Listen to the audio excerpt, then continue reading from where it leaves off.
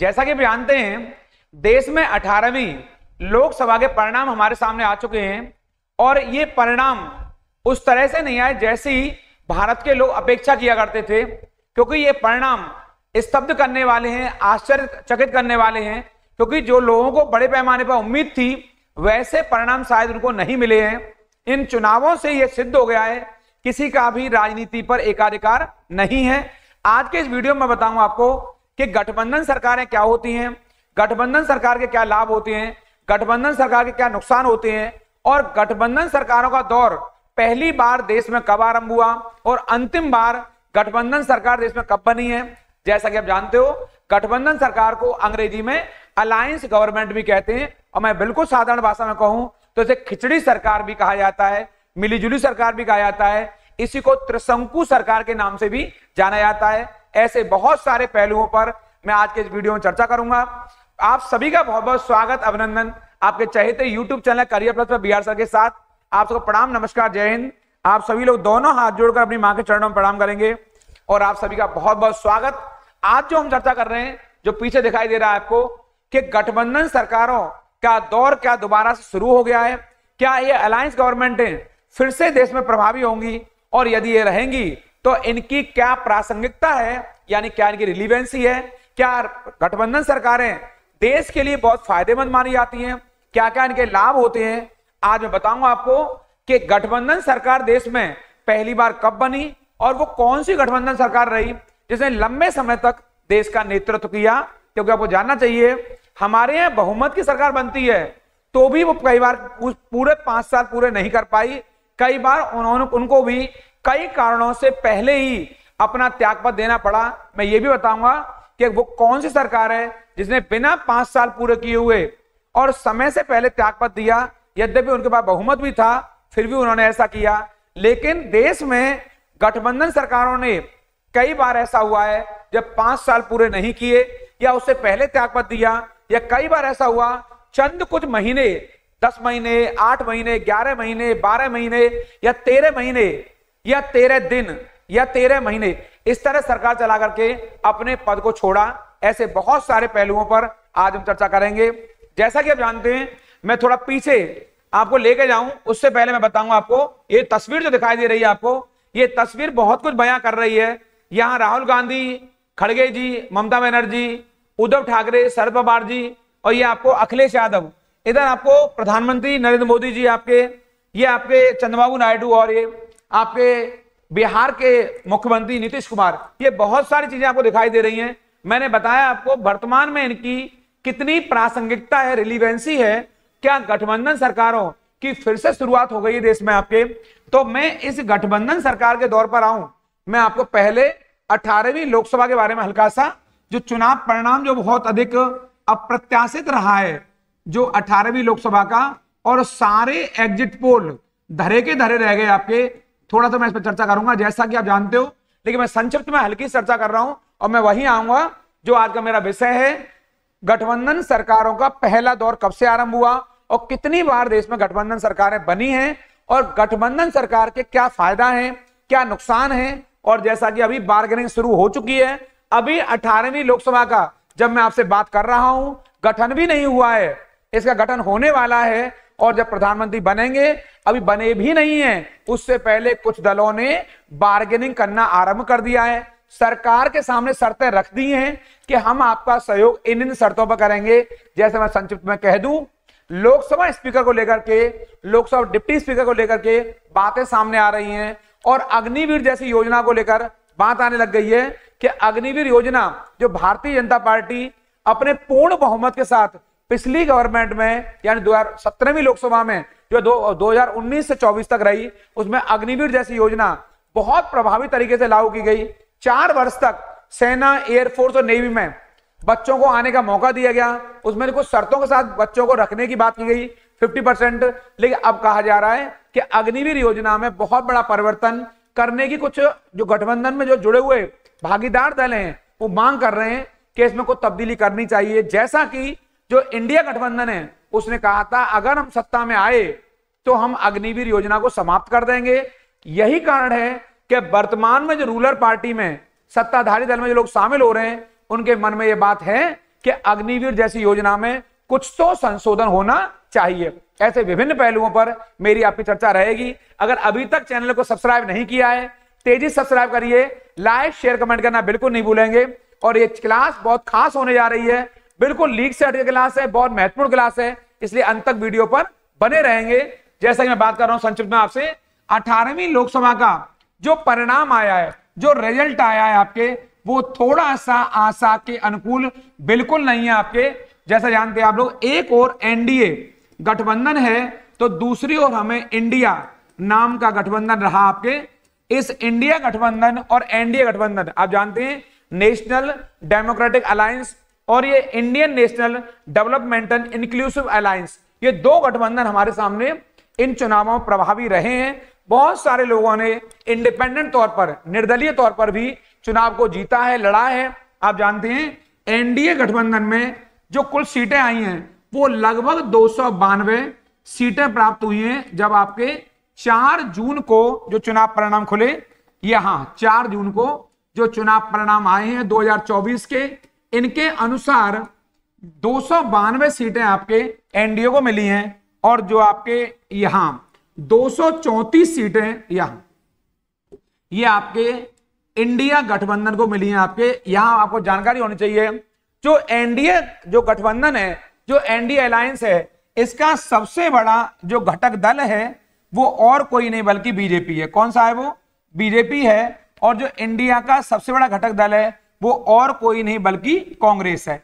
ये आपको यहां जानना होगा। दो मैंने बड़े बड़े दलों के बारे में बात की है, एक बीजेपी भारतीय जनता पार्टी और एक भारतीय राष्ट्रीय कांग्रेस, जिसे आप आईएनसी भी कहते हैं, इंडियन नेशनल कांग्रेस भी कहते हैं। कहने के लिए इंडिया गठबंधन के जो बड़ा नेतृत्व करता है वो कहने के लिए मल्लिकार्जुन खड़गे रहे हैं, लेकिन सही मायनों में इस इंडिया गठबंधन का जो नेतृत्व कर रहे हैं वो राहुल गांधी द्वारा किया जा रहा है। और जो एनडीए गठबंधन है, बहुत सारे नेताओं का यहां भी गठबंधन है, अलायंस है, लेकिन सही अर्थों में जो नेतृत्व करता है वो इकला चला की रणनीति, यानी प्रधानमंत्री जो अभी वर्तमान में नरेंद्र मोदी जी हैं, नरेंद्र मोदी के नेतृत्व में ये चुनाव भारतीय जनता पार्टी और एनडीए उनके सहयोगी दलों ने लड़ा है। ये किसी छिपा हुआ नहीं है, ये आप सब लोग जानते हैं कि 292 सीटें मिली हैं, इनमें बहुत बड़ा योगदान प्रधानमंत्री नरेंद्र मोदी जी का रहा है। और जो 234 सीटें मिली हैं, इनमें बहुत बड़ा योगदान कांग्रेस का रहा है, ये आपको जानना चाहिए। अब यहां बड़ी बात क्या है? बड़ी बात यह है कि आपको इनको देखने के बाद एक निष्कर्ष पे पहुंचे होंगे आप कि किसी भी दल को यहां बहुमत नहीं मिला है, क्योंकि आपको जानना चाहिए लोकसभा की जो सीटें हैं हमारे यहां, वो कितनी सीटें? 543 सीटें। ये रहा 543 सीटें हैं। इन 543 सीट का मतलब होता है बहुमत के लिए आपको क्या चाहिए? यहां पर बहुमत के लिए आपको 272 का आंकड़ा चाहिए। ये 272, इसका मतलब होता है ये बहुमत का आंकड़ा है, इसे मैजिक नंबर भी कहते हैं। ये बहुमत का आंकड़ा, किसका आंकड़ा है? ये बहुमत का आंकड़ा है, इसे मैजिक नंबर भी कहा जाता है।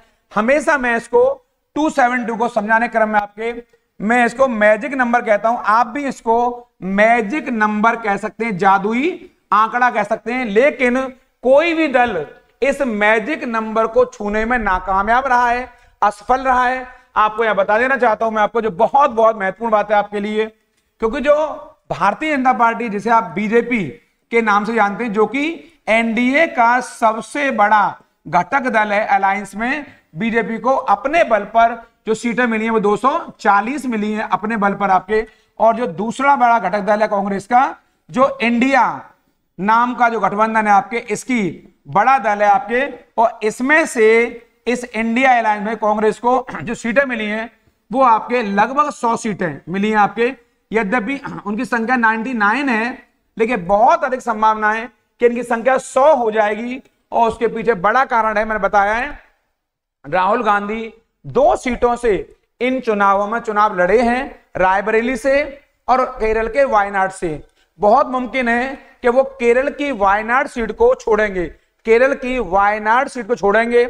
उस सीट पर उपचुनाव होगा और वो सीट संभवतः कांग्रेस के खाते में जाने की प्रबल संभावना है। यदि ऐसा होता है तो कांग्रेस जीतती है सीट को, तो इनकी सीटों की संख्या 100 हो जाएगी।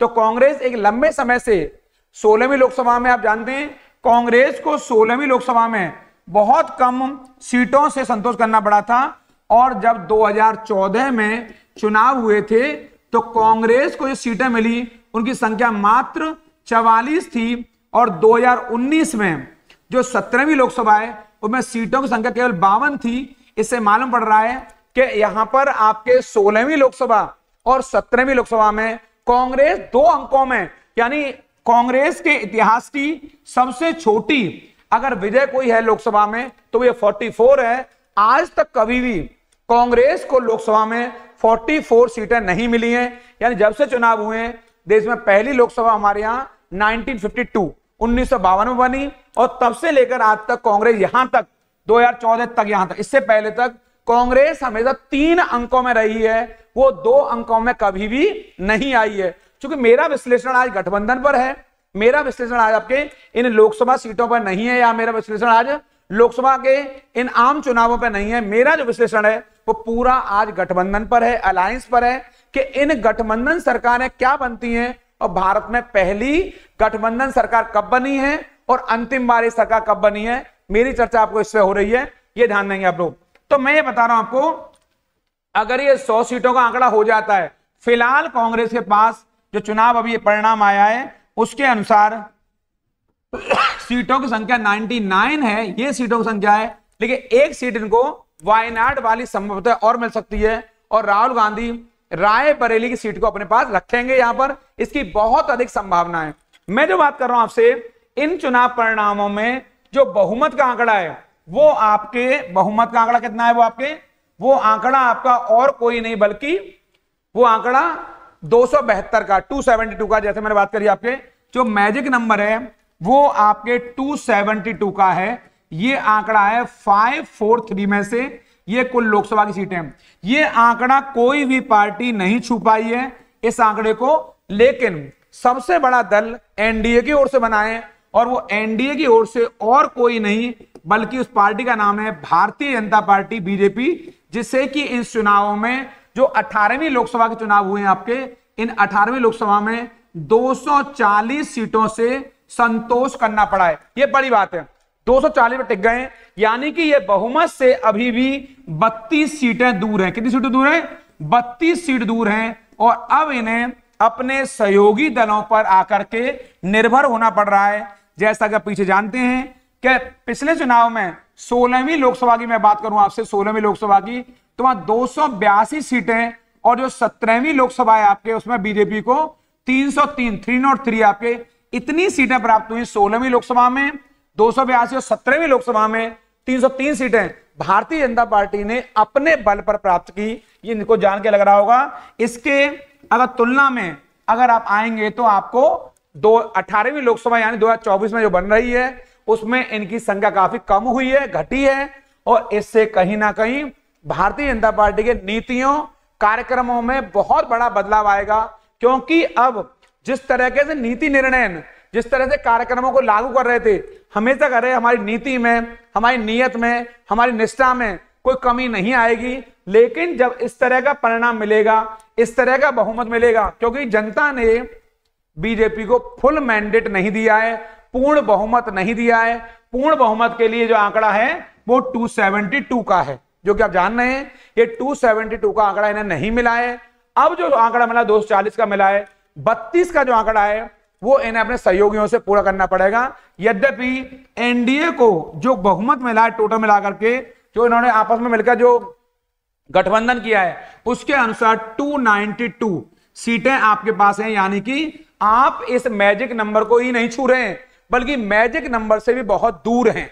यहां पर आपको एक बात गौर करनी पड़ेगी और ध्यान भी रखनी पड़ेगी कि जो विरोधी दल हैं, उन विरोधी दलों पर, यानी कि जो आपके पास इंडिया नाम का गठबंधन है, ये वाला, जो कि आपके कांग्रेस इसको लीड कर रही है, इनके पास 234 का आंकड़ा है। यानी ये बहुत दूर नहीं है। इन्हें जो आपको आंकड़ा छूना है तो इनको मात्र 38 सीटें यदि और मिल जाए आपके यहां से, तो ये आराम से आपके इस जादुई आंकड़े को छू सकते हैं। यानी इन्हें केवल 38 सीटें और चाहिए। अगर ये एनडीए को तोड़ लेते हैं, फोड़ देते हैं, क्योंकि आप जानते हैं लोकतंत्र में सब कुछ संभव है और राजनीति में सब कुछ संभव है।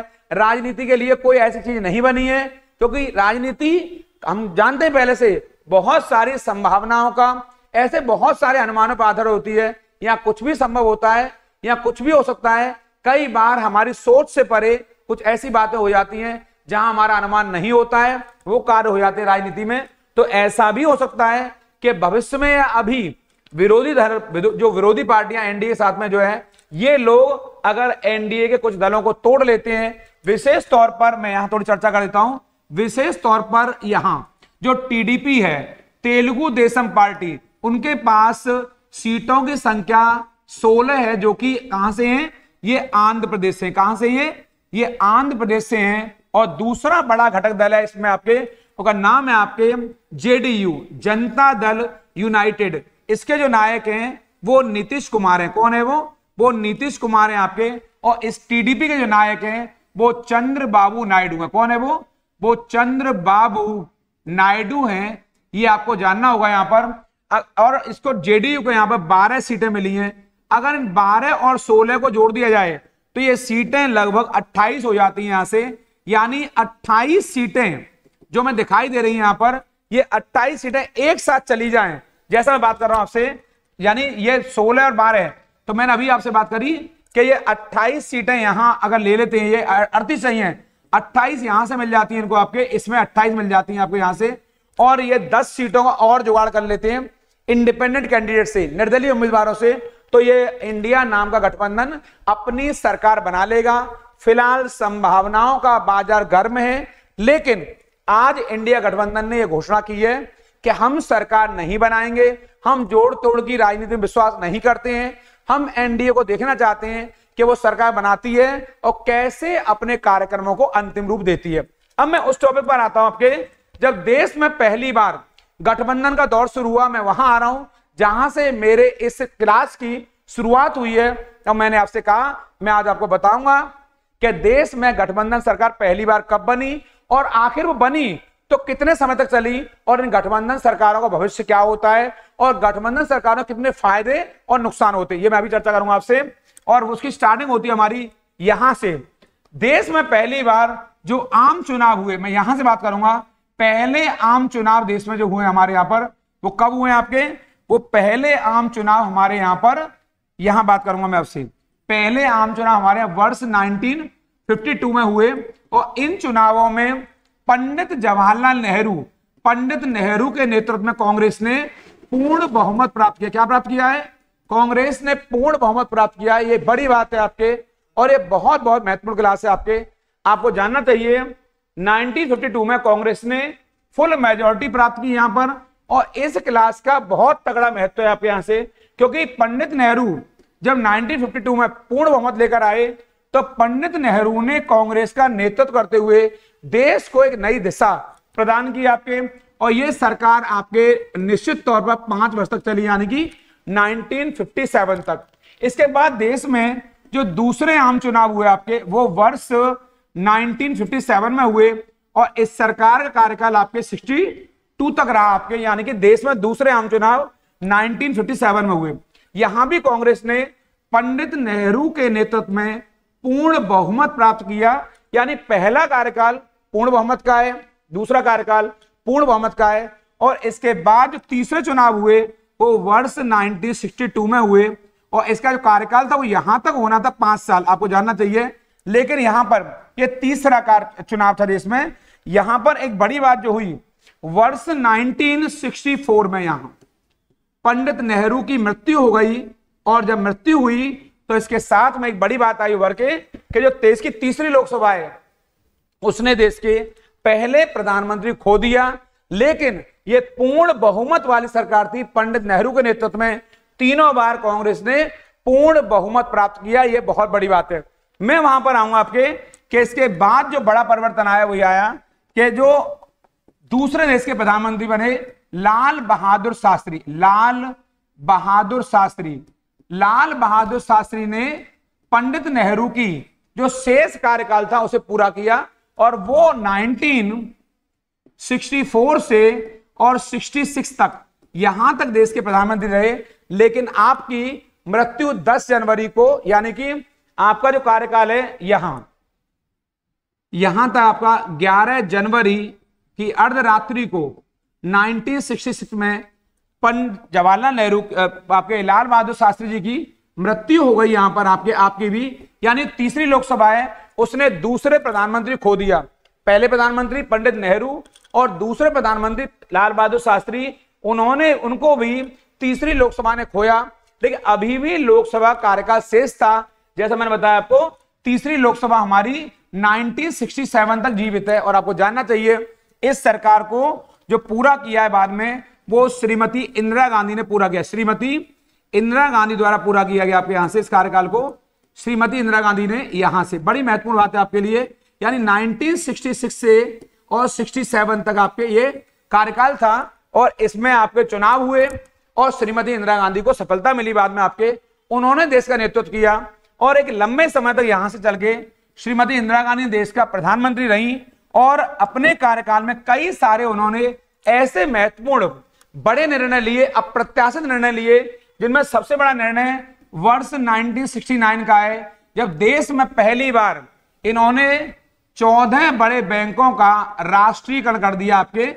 ये इतिहास का एक सबसे बड़ा निर्णय, जब देश में पहली बार बैंकों का नेशनलाइजेशन हुआ। ये थोड़ा सा आपके लिए इंपॉर्टेंट बात है, यद्यपि मैं प्रधानमंत्रियों के बारे में नहीं बता रहा हूं, मेरा उद्देश्य गठबंधन सरकारों का है। आपको जानना चाहिए भारत में पहली बार बैंकों का राष्ट्रीयकरण हुआ है, वो श्रीमती इंदिरा गांधी के नेतृत्व में 1969 में हुआ, जो महत्वपूर्ण बात है। लेकिन इसके बाद इंदिरा गांधी ने जो इमरजेंसी का जो दौर आया, उस दौर ने यहां 1975 से 1977 देश में जो राष्ट्रीय आपातकाल लगा, इस आपातकाल से जो प्रधानमंत्री इंदिरा गांधी हैं, उनकी छवि में बहुत तगड़ी गिरावट आई और जिसका परिणाम यह हुआ कि वर्ष 1977 में जब चुनाव हुए, यहां पर वर्ष 1977 में चुनाव हुए, तो इन चुनावों में कांग्रेस पार्टी को बहुत तगड़ा नुकसान हुआ,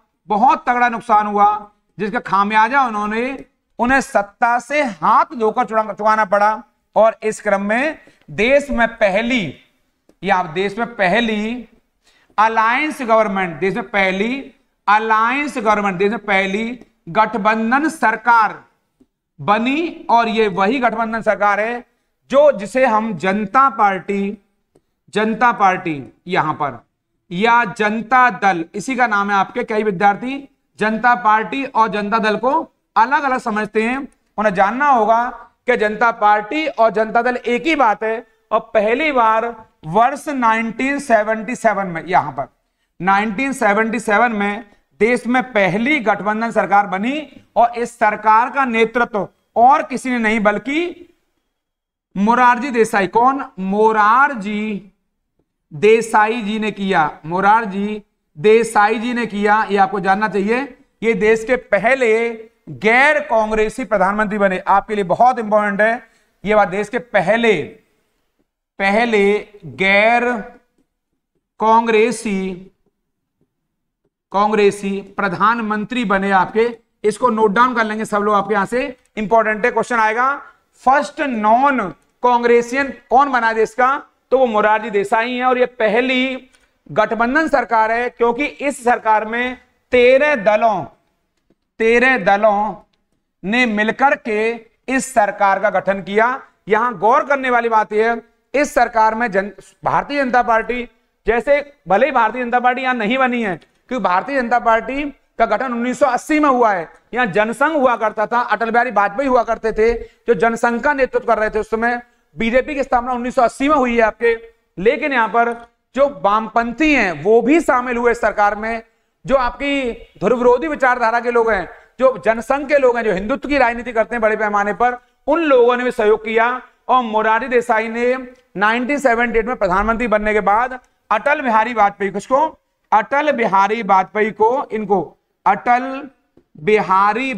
को अपनी सरकार में विदेश मंत्री बना दिया। ये बहुत ज्यादा बड़ी बात है, क्योंकि हमारे कम विद्यार्थी जानते हैं कि अटल बिहारी वाजपेयी देश के विदेश मंत्री भी रहे। उन्हें नहीं पता, वो यही जानते हैं कि अटल बिहारी वाजपेयी देश के प्रधानमंत्री बने, वो भी 3 बार। लेकिन अटल बिहारी वाजपेयी देश के विदेश मंत्री भी रहे।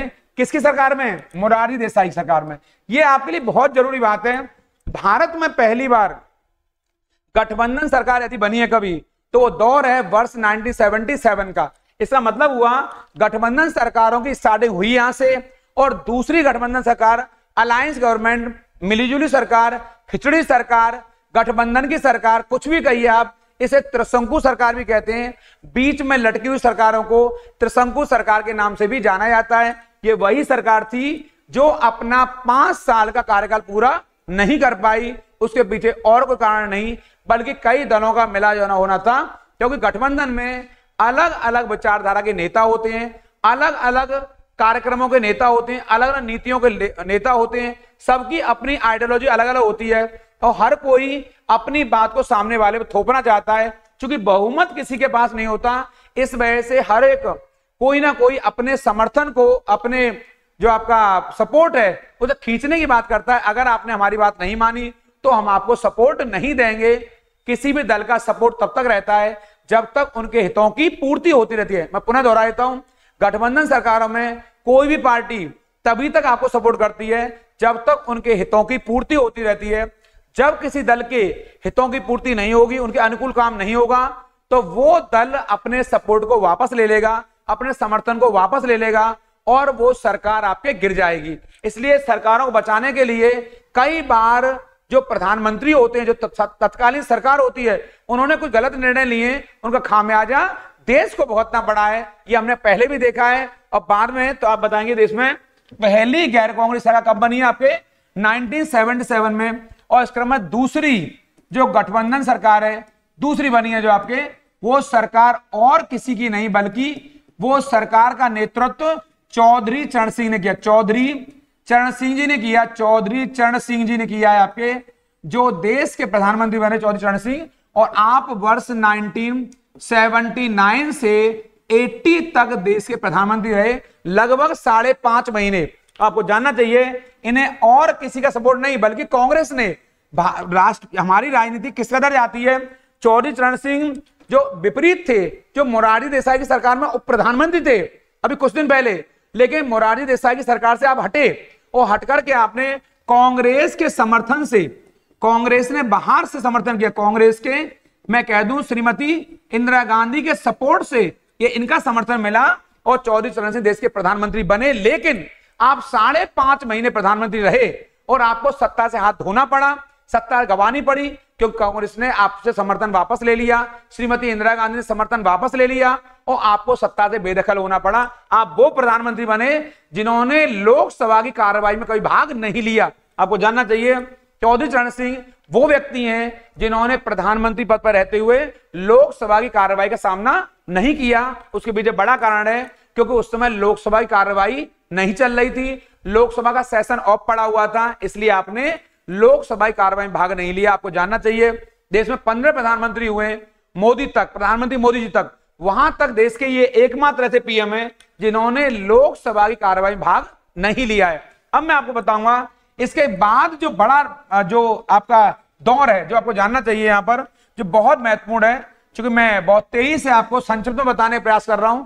यहां से जब 1980 के चुनाव हुए तो यहां से 85 तक फिर से कांग्रेस ने वापसी की और श्रीमती इंदिरा गांधी पूर्ण बहुमत से सरकार बनाने में कामयाब रही, यानी कि कांग्रेस की वापसी हो गई और कांग्रेस ने सभी दलों को हाशिए पर लाते हुए फिर से पूर्ण बहुमत की सरकार बनाई, यानी कि पूर्ण बहुमत का दौर वापस आया। लेकिन एक बड़ी घटना हुई यहां पर 31 अक्टूबर, यह बड़ी घटना यहां पर 31 अक्टूबर 1984 को श्रीमती इंदिरा गांधी की हत्या हो गई। यह बड़ी बात थी आपके, यहां पर श्रीमती इंदिरा गांधी की हत्या हुई और इस हत्या ने एक बड़े घटनाक्रम को अंजाम दिया। और आपको जानना चाहिए जो इनका पुत्र राजीव गांधी राजनीति में आना नहीं चाहता था, वो दूर रहता था, उस व्यक्ति को राजनीति में आना पड़ा, क्योंकि वर्ष 1980 में संजय गांधी की एक प्लेन दुर्घटना मृत्यु हो चुकी थी। संजय गांधी राजनीति में रुचि रखते थे, लेकिन राजीव गांधी जो कैप्टन थे उन्हें मजबूरी में राजनीति में आना पड़ा और राजीव गांधी ने वर्ष 1984 के चुनावों में वो प्रचंड बहुमत प्राप्त किया जो आज तक कोई भी प्राप्त नहीं कर पाया। और वो बहुमत और कोई नहीं बल्कि वो सीटें थी आपके 413। इनको देखने के बाद और सुनने के बाद आपको मालूम पड़ जाएगी ये वही आंकड़ा है जिसको छूने की बात प्रधानमंत्री मोदी जी के नेतृत्व में अभी अभी कही गई थी कि अब की बार 400 पार, यानी मोदी के नेतृत्व में वो कारनामा नहीं हो सका जो वर्ष 1984 में इंदिरा गांधी की हत्या के बाद हुआ। मैं इसको सहानुभूति की लहर भी कह सकता हूं। राजीव गांधी के नेतृत्व में वर्ष 1984 में कांग्रेस पार्टी ने वो प्रचंड बहुमत प्राप्त किया और 413 सीटें जीतने में ये कामयाब रहे। और यहां से ये सरकार आपके 1984 से लेकर के 89 तक पूर्ण बहुमत के साथ, प्रचंड बहुमत के साथ अपनी सरकार बनाने में कामयाब रही। लेकिन इस दौरान कुछ बड़े कामकाज हुए, शिक्षा के संदर्भ में हुए, दल बदल के संदर्भ में हुए। आप जानते हैं दल बदल विरोधी कानून लाया गया, एंटी डिफेक्शन लॉ लाया गया, वयस्क मताधिकार की आयु 21 वर्ष से घटाकर 18 वर्ष की गई। ये राजीव गांधी की उपलब्धि है। यही शिक्षा के अधिकार के लिए बहुत बड़ी पहल हुई आपके। और इसी दौर में एंटी डिफेक्शन लॉ पर बात की गई। पंचायतों को संवैधानिक अधिकार की भी पहल की गई, नगरों को संवैधानिक अधिकार, कॉन्स्टिट्यूशनल राइट देने की पहल की गई। ऐसे बहुत सारी पहल यहां होती रही है आपके। इनका बहुत बड़ा कारण है आपके। और यहां पे आपको ध्यान देना पड़ेगा एक बात, इसके बाद जो बड़ा परिणाम आया है वो यहां शुरू हुआ और यहीं से शुरू हुआ गठबंधन का एक बड़ा दौर। मैं ये बताऊंगा आपको, गठबंधन का वो दौर जो दौर शांत हुआ आपके वर्ष 2014 में जाकर के। और ये बड़ी बात है, मैं आपको इसको संक्षिप्त बताता हूं। यहां पर 1984 में पूर्ण बहुमत मिला किसी गवर्नमेंट को आपके, और फिर इसके 30 साल या 30 साल जोड़ दीजिए इसको। ये मैं आपको डाटा के साथ बता रहा हूं, डाटा के साथ बता रहा हूं।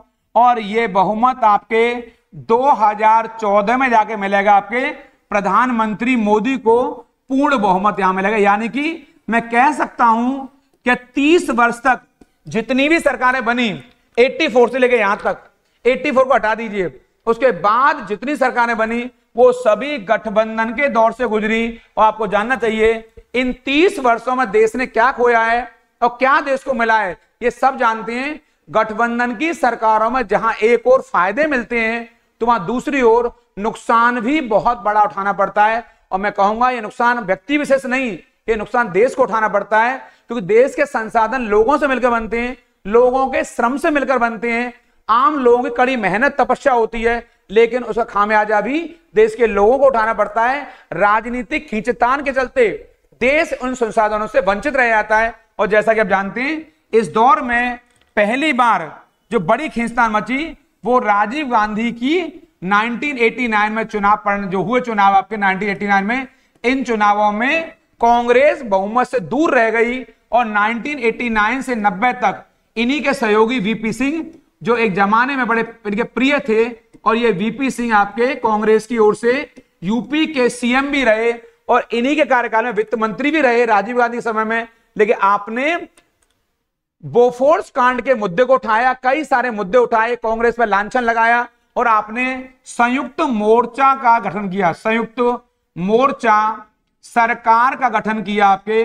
और अंततः आप इस सरकार को बनाने में सफल रहे। यानी कि देश में राजीव गांधी के बाद जो गठबंधन सरकार बनी है, यहां 1989 में एक बार फिर से गठबंधन का दौर शुरू हुआ। और ये गठबंधन का दौर कब तक रहा, मैं क्रम से आपको बता रहा हूं, सीरीज बाय सीरीज। 89 से 90 वीपी सिंह, विश्वनाथ प्रताप सिंह एक गठबंधन सरकार बनाई और आपके बाद बहुत कुछ समय ही आपने शासन किया। और उसके बाद वर्ष 1990 में और 91 तक चंद्रशेखर, ये दूसरे प्रधानमंत्री आ गए यहां पर। चंद्रशेखर आपके जानना चाहिए यहां पर, ये बड़ी बात है। बीपी सिंह के बाद देश का नेतृत्व किया आपके चंद्रशेखर ने, ये अगले प्रधानमंत्री हुए यहां पे। और फिर इसी के बाद आपके चुनाव हुए और वर्ष 1991 में राजीव गांधी की हत्या हुई। और हत्या के बाद कांग्रेस को पूर्ण बहुमत फिर भी नहीं मिला। श्री पेरुंबदूर में 1991 में राजीव गांधी की हत्या हुई, कांग्रेस पूर्ण बहुमत से दूर रही। लेकिन कांग्रेस ने वर्ष 1991 से लेकर के 1996 तक यहां पीवी नरसिंह राव, कौन, पीवी नरसिंह राव, यह महत्वपूर्ण बात है, आपके नेतृत्व में 5 साल तक सरकार चलाई। यह बड़ी बात है, आपको जानना चाहिए। पीवी नरसिंह राव के नेतृत्व में 5 साल तक चलने वाली ये देश की पहली गठबंधन सरकार है। पुनः कहूंगा आपसे, ये पहली गठबंधन सरकार है, पहली गठबंधन मेरा टाइटल है आपके यही है, पहली गठबंधन सरकार है जिसने अपने 5 साल पूरे किए, भले जिस तरह किए रो रो कर किए, लेकिन इसी सरकार में उदारीकरण की नीति भी आई। मनमोहन सिंह वित्त मंत्री, पीवी नरसिंह राव देश के प्रधानमंत्री, और दोनों ने मिलकर के देश को नया दौर दिया, नए आर्थिक सुधारों को लागू किया और देश ने उस नए युग को देखा जब एकाधिकार की व्यापारिक नीति का अंत हुआ, जो ट्रेड मोनोपोली है उसका अंत हुआ और भारत के व्यापारिक द्वार हर किसी के लिए खोल दिए गए, यानी बहुराष्ट्रीय कंपनियों का आगमन, जो एमएनसीज आई हैं उनका आगमन कब हुआ है? वर्ष 1991 के बाद हुआ है। उदारीकरण की नीति आई है और यह पहली सरकार है गठबंधन की जिसने 5 साल तक अपना कार्यकाल पूरा किया। ये पहली है, मैं पुनः कह रहा हूं, पहली गठबंधन सरकार 1977 की है मोरारजी देसाई की, लेकिन पूरे 5 साल जिसने पूरे किए वो आपके पीवी नरसिंह राव की सरकार है। और बस इसके बाद जो दौर आरंभ हुआ वो किसी से छिपा हुआ नहीं है, वो सबको आश्चर्यचकित करने वाला है, क्योंकि वो दौर आरंभ होता है यहां से वर्ष 1996 में, जहां पहली बार अटल बिहारी वाजपेयी देश के प्रधानमंत्री बने और आपके नेतृत्व में एनडीए जो आई, उन्होंने केवल 13 दिन तक ही सरकार चलाई, क्योंकि आपकी सरकार भी गठबंधन से बनी है। मात्र 13 दिनों में आपको त्यागपत्र देना पड़ा। यह दौर था 1996 का। यह बहुत महत्वपूर्ण है। गठबंधन सरकारों के हश्र क्या होते हैं, गठबंधन सरकार उम्र क्या होती है, आप देख रहे होंगे बहुत अधिक लंबे समय तक अलायंस गवर्नमेंट नहीं चलती हैं, क्योंकि लोग सपोर्ट करते हैं अपनी अपनी शर्तों के साथ में। अभी आऊंगा आपके 2024 में 18वीं लोकसभा पर जितने लोग एनडीए को सपोर्ट कर रहे हैं वो किन किन मुद्दों पर सपोर्ट कर रहे हैं, क्या क्या बातें वहां होंगी, मैं भी तेजी से बताऊंगा आपको। और ये वो दौर है जो गठबंधन सरकारों का आरंभ हुआ और यहीं पर 1996 से 97 तक ये कुछ महीने आपके एचडी देवगौड़ा, कौन? एचडी देवगौड़ा देश के प्रधानमंत्री बने और कुछ समय बाद सत्ता खोई आपने।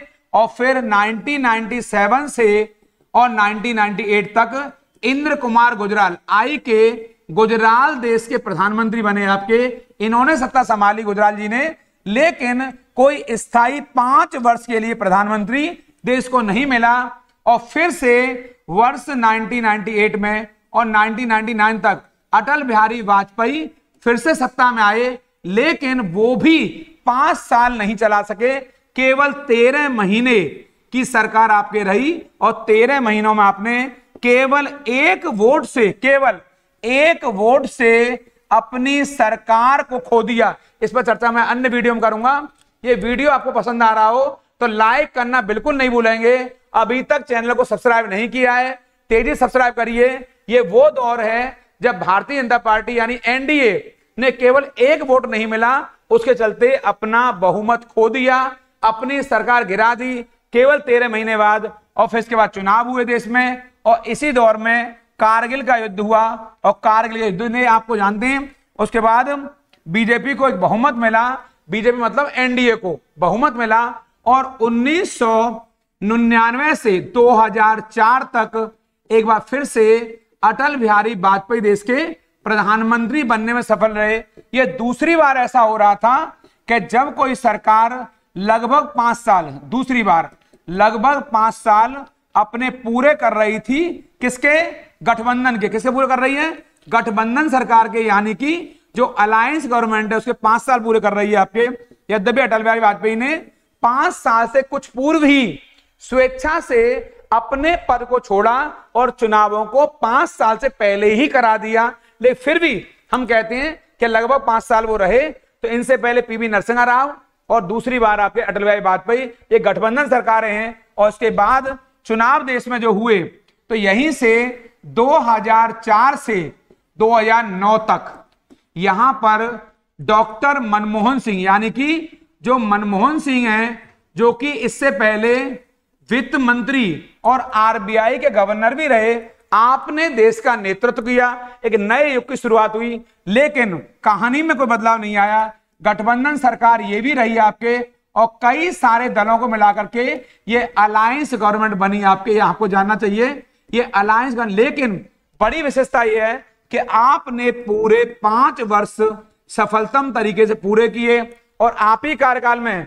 वर्ष 2005 में राइट टू इंफॉर्मेशन, सूचना का अधिकार जो एक्ट बनाए वो इसी दौर में बनाए। बहुत सारी उपलब्धियां हैं। आपके समय में जो अमेरिका से न्यूक्लियर डील हुई है 2008 में वो भी है, और इसी दौर में जो वामपंथियों ने यूपीए से समर्थन खींचा वो भी किसी छिपा हुआ नहीं है वर्ष 2008 में। इस पर चर्चा मैं आपके एक अन्य वीडियो में करूंगा, कैसे वामपंथियों ने 2008 में इस पार्टी से समर्थन खींचा और कैसे ये सरकार बाद में बची, इस पर मैं चर्चा आपसे अलग से करूंगा। तो ये मनमोहन सिंह ने जिस सरकार को अपना नेतृत्व दिया वो सरकार थी यूपीए। क्या नाम है उसका? यूपीए, यूनाइटेड प्रोग्रेसिव अलायंस, संयुक्त प्रगतिशील गठबंधन। ये पहली सरकार है जो 2004 से, इसे बोलते हैं यूपीए फर्स्ट। क्या बोलते हैं? यूपीए फर्स्ट बोलते हैं इसको। यानी एनडीए का जो विरोधी है वो इंडिया नहीं है, यहां पर यूपी है, संयुक्त प्रगतिशील गठबंधन, यूनाइटेड प्रोग्रेसिव अलायंस है ये। इन्होंने इसका विरोध किया, समर्थन, यहां पर इस देश को नेतृत्व दिया आपके मनमोहन सिंह के नेतृत्व में पहली बार। इसके बाद देश में 2009 में, यहां आएंगे दोबारा से, 2009 से 14 तक फिर से एक गठबंधन सरकार बनी और फिर से डॉक्टर मनमोहन सिंह ने देश को एक बार फिर से नेतृत्व दिया और वही इसे कहलाता है यूपीए 2। यूपीए सेकंड कहलाता है, इसको बोलते हैं यूनाइटेड प्रोग्रेसिव अलायंस। और इस दौर में आप जानते हैं 2010 में दिल्ली में सफलतम तरीके से CWG कॉमनवेल्थ गेम हुए, राष्ट्रमंडल खेल हुए। यद्यपि उनमें बढ़ चढ़ के घोटाला हुआ, बहुत बड़े पैमाने भ्रष्टाचार हुआ। आप जानते हैं, मैंने पहले कहा गठबंधन सरकारों में बहुत घोटाले होते हैं, लेकिन कुछ काम अच्छे भी होते हैं जो हम बात करेंगे आपके। और बस यही से परिवर्तन आया, एक नए युग का परिवर्तन हुआ। और वर्ष 2014 में इस राजनीति के केंद्रीय मंच पर एक ऐसे व्यक्ति का उदय हुआ जिसे आप नरेंद्र मोदी के नाम से जानते हैं, आपके नरेंद्र दामोदर दास मोदी। एक नरेंद्र मोदी नाम के व्यक्ति का उदय हुआ केंद्रीय मंच पर, क्योंकि अभी तक आपने राज्य की राजनीति की, गुजरात में नेतृत्व दिया बतौर सीएम, बतौर विधायक, बतौर मंत्री। आप वहां से मुख्यमंत्री कुर्सी छोड़ करके गुजरात से सीधे दिल्ली पहुंचे, दिल्ली की राजनीति पहुंचे, केंद्र को आपने नेतृत्व दिया। और 2014 में बीजेपी ने वो काम किया जो अटल बिहारी वाजपेयी भी नहीं कर पाए। और वर्ष 2014 में बीजेपी यहां पर, और जबकि ये एनडीए का सबसे बड़ा घटक दल है, नेशनल डेमोक्रेटिक अलायंस का, और यहां बीजेपी ने अपने बल पर, केवल अपने बल पर लगभग 282 सीटें जीती, लगभग 282, जबकि बहुमत का जो आंकड़ा है वो केवल 272 का था। केवल इतना था बहुमत का, जिसे मैं मैजिक नंबर कह रहा हूं। और इन्होंने अपने बल पर 282 सीटें जीती। और आप 2014 से 2019 तक सरकार बनाने में सफल रहे। ये एनडीए की सरकार थी, यद्यपि इसमें भी गठबंधन शामिल था, सहयोगी शामिल हैं, लेकिन गठबंधन होने के बाद भी बीजेपी बहुमत में थी, पूर्ण बहुमत लेकर आई। तो कोई नीति निर्णय होगा तो वो अपने बल पर ले सकते थे, लेकिन यहां भी बीजेपी ने पूर्ण बहुमत लेने के बाद भी अपने समर्थक दलों को, अपने सहयोगी दलों को दरकिनार नहीं किया, साथ में रखा। न सिर्फ साथ में रखा, बल्कि उन्हें बड़े बड़े पद भी दिए, अच्छे पद भी दिए, उन्हें मान सम्मान दिया। लेकिन यहां पर बीजेपी ने बड़े निर्णय खुद से भी लिए। कैबिनेट में कई सारे ऐसे निर्णय लिए जहां सहयोगी दलों को बहुत अधिक नहीं पूछा गया।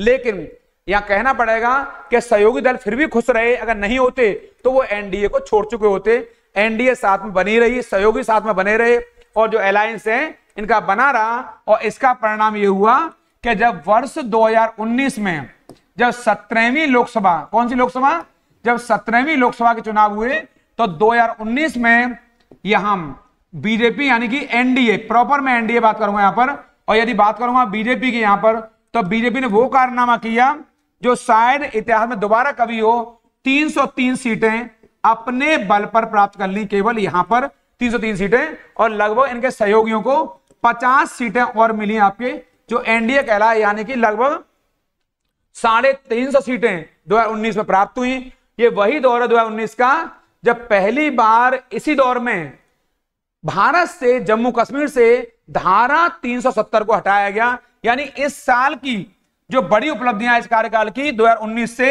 14 तक की, 2019 से जो आपका 24 का दौर है, इसकी बड़ी जो उपलब्धियां हैं वो है आर्टिकल 370 का समापन। ये बड़ी बात है आपके। और 500 वर्ष से जो अयोध्या का राम मंदिर है, उस राम मंदिर का निर्माण, ये इस कार्यकाल की बड़ी उपलब्धियां हैं। और बहुत सारे कार्य हैं जिन पर मैं यहां चर्चा नहीं करूंगा, क्योंकि मेरा जो पूरा विश्लेषण है, ये मेरा पूरा एनालिसिस है जो वो गठबंधन पर आधारित है। और मैं वहां आऊंगा वर्ष 2024 पर, जहां की बीजेपी ने अपने बहुमत को खो दिया। और इस वर्ष 2024 में जो 18वीं लोकसभा, कौन सी, जो 18वीं लोकसभा के लिए जो चुनाव हुए 543 सीटों के लिए, जहां बहुमत का आंकड़ा 272 है, इस आंकड़े को ये पार्टी छूने में नाकामयाब रही और आपको सीटें मिली हैं आपके 240। मैं पुनः वहीं आऊंगा जहां से मैंने शुरुआत करी है, वहीं लौट कर आऊंगा। अभी इस पार्टी को अपने बल पर 32 सीटों की कमी है, अपने बल पर यह कमी है आपके, यानी 32 सीटें कम पड़ रही हैं आपको। इसका मतलब हुआ कि आपको अभी भी अन्य दलों पर आश्रित होना पड़ेगा। और अब मैं आपको बताऊंगा कि जो चंद्रबाबू नायडू हैं, जो टीडीपी है, उसे बोलते हैं हम लोग तेलुगु देशम पार्टी। अब मैं वहां आऊंगा आपको। तेलुगु देशम पार्टी के प्रमुख है चंद्रबाबू नायडू। जेडीयू के प्रमुख जनता दल यूनाइटेड, जो बिहार की बड़ी पार्टी है, राष्ट्रीय जनता दल से निकली हुई पार्टी है। जेडीयू है, जनता दल, ये सारी पार्टी राष्ट्रीय जनता दल हुआ करती थी। जनता दल से जेडीयू बनी है, आरजेडी बनी है, जेडीएस बनी है। जनता पार्टी टूटी है, बहुत सारे भागों में टूटी है। जनता दल सेकुलर है, जेडीयू है, राष्ट्रीय जनता दल लालू की है। ये सारी पार्टी उदय कहां से हुआ है? सबका उदय जनता पार्टी से हुआ है। जेडीयू को 12 सीटें मिली हैं नीतीश कुमार के नेतृत्व में। नीतीश कुमार ने बीजेपी के साथ मिलकर के चुनाव लड़ा, 12 सीटें जीती। टीडीपी ने बीजेपी के साथ चुनाव लड़ा, आपके 16 सीटें जीती। अब मैं कहना चाहता हूं, जो गठबंधन सरकारें हैं वो अब वहां आके टिक गए कि गठबंधन सरकार बनना तय है। और आपको मालूम पड़ेगी प्रधानमंत्री मोदी कमजोर तो नहीं, लेकिन कहीं ना कहीं अपने आप को ठगा सा जरूर महसूस करेंगे, क्योंकि उन्होंने इतनी मेहनत की, फिर भी वो बहुमत के आंकड़े से 32 सीटें अभी भी दूर है। मैंने बता दिया, इसमें आप 32 सीटें जोड़ेंगे तब जाकर के ये 272 आंकड़ा पूरा होता है। ये 32 सीटें इन्हें सहयोगियों से लेनी पड़ेंगी। और अभी अभी नया एक लॉजिक आया है, अभी चेतावनी आ चुकी है। तेलुगु देशम पार्टी के जो अध्यक्ष हैं चंद्रबाबू नायडू, वो कह चुके हैं कि लोकसभा में जो स्पीकर होगा वो हमारी तरफ से होगा। इधर जेडीयू नीतीश कुमार कह चुके हैं कि वहां पर अध्यक्ष हमारा होगा, उपाध्यक्ष हमारा होगा। जो गृह मंत्रालय है, विदेश मंत्रालय, रक्षा मंत्रालय, वित्त मंत्रालय, जो मलाईदार मंत्रालय हैं, हम पहले जानते हैं कुछ मंत्रालय ऐसे होते हैं जो बड़े मलाईदार होते हैं। उसमें से एक रेल मंत्रालय भी है, जिसे हर कोई पाना चाहता है। लगभग 30 साल तक रेल मंत्रालय पूर्व में रहा है। मैं पूर्व का विरोध नहीं कर रहा हूं, लेकिन रेल मंत्रालय पूर्वी क्षेत्र में एक लंबे समय तक रहा है और वो गठबंधन के सहयोगियों के पास रहा है। जो मूल पार्टी है, जो बड़ी पार्टी है, उन्हें कभी भी रेल मंत्रालय नहीं मिला। ज्यादातर रेल मंत्रालय पूर्व में रहा है, बिहार में या पश्चिम बंगाल में। और रेल का कितना नुकसान हुआ है ये किसी से छिपा हुआ नहीं है। गठबंधन ने कई बार बहुत सारे नुकसान पहुंचाए हैं, विशेष तौर पर यहां पर देश के आर्थिक संसाधनों का नुकसान हुआ है। मैं बताया तो आपको, अभी अभी आज की जो बात कर रहा हूं, मैं वीडियो में बात कर रहा हूं आपसे आज के दिन, आज भी आपके जेडीयू के जो अध्यक्ष हैं इस समय और नीतीश कुमार जी जो मुख्यमंत्री भी हैं बिहार के, उन्होंने कहा है अग्निवीर योजना में बीजेपी को कुछ संशोधन करना पड़ेगा और इस योजना को 4 साल है, या तो इसको बढ़ा दीजिए या इस योजना को 4 साल खत्म करके पहले की तरह 15 वर्ष का कार्यकाल इन सैनिकों को पूरा करने दीजिए। ऐसे बहुत सारी बातें आपको मिलने को सुनने को मिलेंगी। लेकिन गठबंधन सरकारों को कुछ फायदे भी हैं। सबसे बड़ा फायदा यह है कि इस गठबंधन सरकार में विभिन्न क्षेत्रीय दलों के जो लोग होते हैं, क्षेत्रीय स्तर पर जो बहुत सारे राज्य होते हैं, उनका बड़े पैमाने विकास हो जाता है। कई बार बहुमत पाने पर एक पार्टी तानाशाह बन जाती है, डिक्टेटर बन जाती है, और कई बार वो पार्टी मनमानी भी कर सकती है आपको, करती रहती है आपके, क्योंकि उन्हें किसी के सहयोग की आवश्यकता नहीं होती है। इसलिए वो पार्टी मनमानी करके अपनी मोनोपोली पॉलिसियां लागू करती है, जो कई बार देश पर थोपने वाली मानी जाती हैं। और कई बार ऐसी पार्टियां जो बहुमत पाई जाती हैं, वो संविधान के साथ खिलवाड़ करना स्टार्ट कर देती हैं। ऐसी एक चर्चा मैं आपसे आज करूंगा।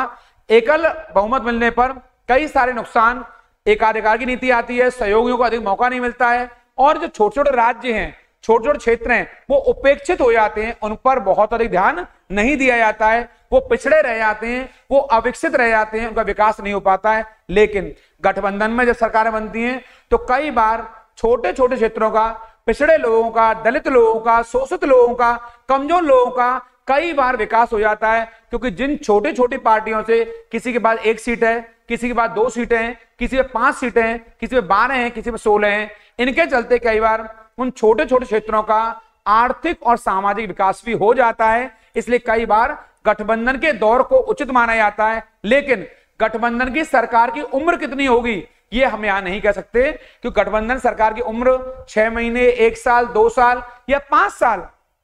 मैंने बताया है कि गठबंधन सरकारों ने 5 साल को भी सफलतम तरीके से पूरा किया है। लेकिन ज्यादा देखा होगा आपने कि गठबंधन सरकारों ने 5 साल कम पूरे किए हैं। कुछ ही सरकारें हैं जिन्होंने अपने 5 वर्ष पूरे किए। आपको जानना चाहिए यहां पर कि गठबंधन सरकार अपनी पूरी उम्र यानी 5 साल को पूरा बमुश्किल पूरा कर पाती हैं। इसलिए गठबंधन सरकारें ज्यादा उचित नहीं मानी जाती हैं।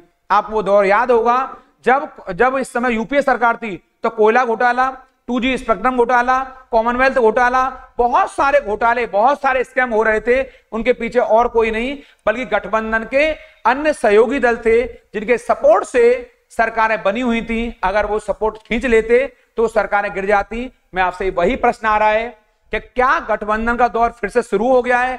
क्या फिर से देश के संसाधन छीन लिए जाएंगे? क्या फिर से जो अस्थिर सरकार रहेगी, क्या फिर से देश में 5 साल सरकार नहीं चल पाएगी? क्या देश में फिर से आम चुनाव होंगे? क्या भारत को एक बार फिर से चुनावों का सामना करना पड़ेगा? ये सारे प्रश्न मुंह बाएं खड़े हैं, मुंह खोले खड़े हैं। लेकिन बड़ा प्रश्न यही है कि ये सरकार कैसे 5 साल तक चलेगी, ये देखने योग्य बात होगी। हम तो यही कहेंगे जो गठबंधन सरकार बन रही है, चाहे एनडीए बनाए या इंडिया बनाए, हम कहेंगे नेशन फर्स्ट है, राष्ट्र फर्स्ट है, देश की विजय होनी चाहिए, हमारे कंट्री ऊपर होना चाहिए, देश का विकास होना चाहिए। हमें यह मतलब नहीं है कि नेतृत्व करने वाला एनडीए है या नेतृत्व करने वाला इंडिया है।